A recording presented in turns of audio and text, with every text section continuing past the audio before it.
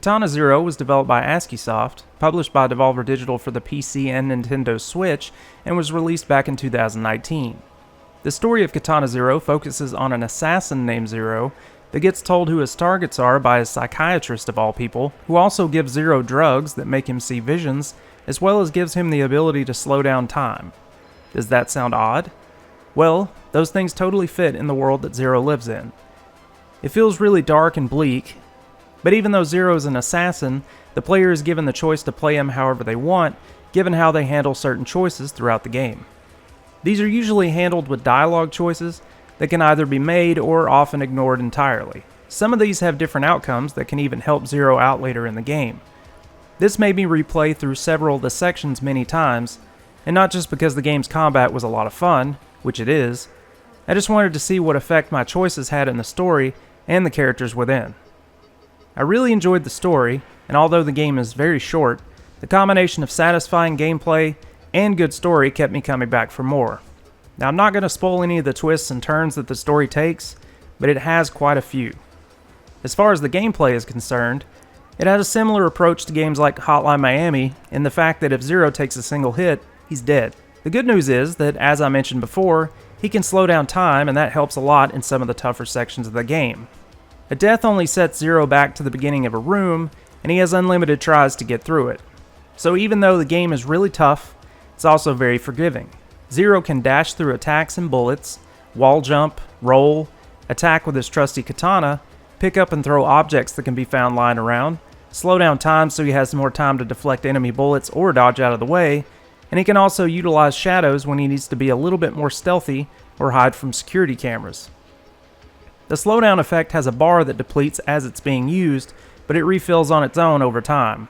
So it has to be used carefully, but honestly I didn't have too much trouble with this because I just tried not to rely on it unless I absolutely needed it.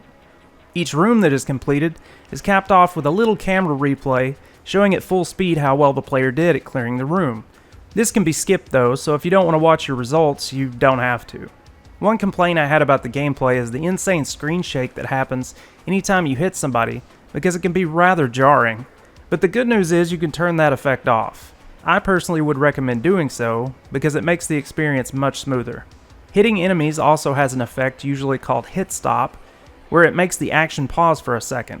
This can give a slight rhythmic effect, a lot like the combat of a game like Ruiner, but the pause is a little bit longer in Katana Zero. There are hazards in the stage that can be used on enemies, like lasers, Molotov cocktails, explosive barrels, smoke grenades, and even remote detonated bombs.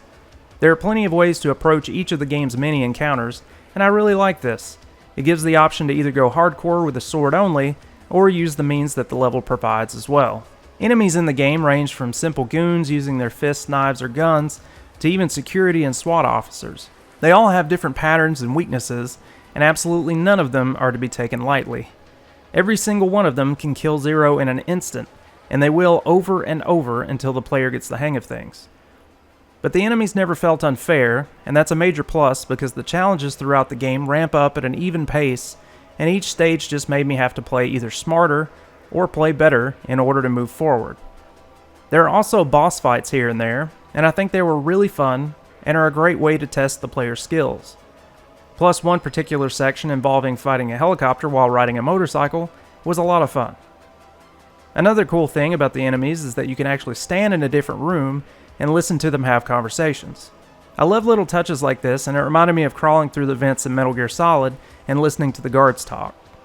The sounds in the game are really clean, and nothing was overbearing or annoying. Honestly though, I wasn't really paying too much attention to the game sounds because of the great music that was playing in each stage. The soundtrack in Katana Zero is super cool and has a nice variety. This game follows the 80s style synthwave trend going on, and I don't object to this in the slightest. I also love the fact that Zero puts on headphones at the beginning of every mission and just listens to the game's music while he murders everyone in his path. He's like Baby Driver, but the assassin version. The graphics have a simple and clean retro feel to them, and all of the characters and backgrounds are animated smoothly, and they look fantastic. The colors used are more on the cool side, so there's a lot of blues, purples, greens, and pinks everywhere. I had no issue with the game hitching, stuttering, or crashing, so I have no complaints in that department either. Everything seemed to work as intended. So, do I recommend Katana Zero? Hell yes I do. I meant to do a review when this game came out, because I bought it day one and played through it immediately. I regret not getting around to making this video sooner, because more people should play this game. If you enjoy Hotline Miami style titles with that super fast arcade-like action, then you should enjoy this one a lot. It's really short, but it's also not super expensive, and it's worth every penny in my opinion. So definitely check this one out.